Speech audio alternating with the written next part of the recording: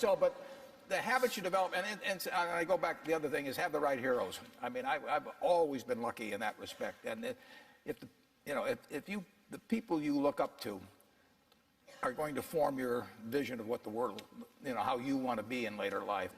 And I'll give you two pieces of advice. I'd invest as much in myself as you can. I mean, you're your own biggest asset by far. I mean, you've got all kinds of potential. All the people in this room, you're lucky to be in this country, gotten a good education, but most people go through life using up a very, very small part of their potential. And so anything you do that invests in yourself,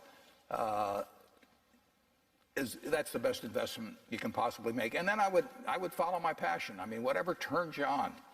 I was lucky. I found something early that turned me on. But you don't want to take a job just for the money. You don't want to take a job for an organization that you really don't feel good about, or work for people that you don't feel good about. You really want to be excited when you get out of bed every morning. And it won't necessarily be the job that you have 10 years later, but you'll be learning so much as you go along. And I took a job with Ben Graham, my hero, and I never asked the salary, and I found at the end of the month when I got my first paycheck what I was earning, because I just knew it was the right thing to be doing. So I would follow your passion. The worst investment I ever made? How long do you have? Well, I've made some very bad ones, but that doesn't really bother me. It may bother the shareholders, but that's another question. You're going to make mistakes in life. I mean, there's no question about it. You don't want to make them on the big decisions, who you marry and some things like that. So there's no way I'm going to make a lot of business and investment decisions without making some mistakes. I may try to minimize them. I don't dwell on them at all. I don't look back.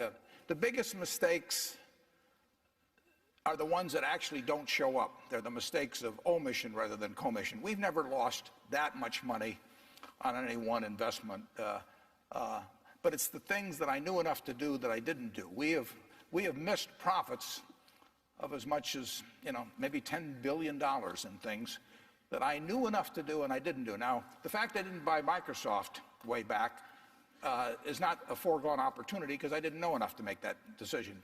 But there have been other investments where I did know enough to make the decision, and for one reason or another, I either didn't do it at all or I did it on a small scale. I was sucking my thumb when I should have been writing checks, basically.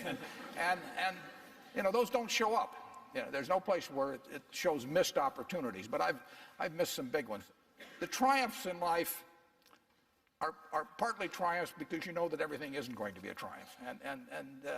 I would never get too hung up on mistakes. I know a lot of people that really agonize over them, and it just isn't worth it. I mean, tomorrow's another day, and you live it forward and just go on to the next thing.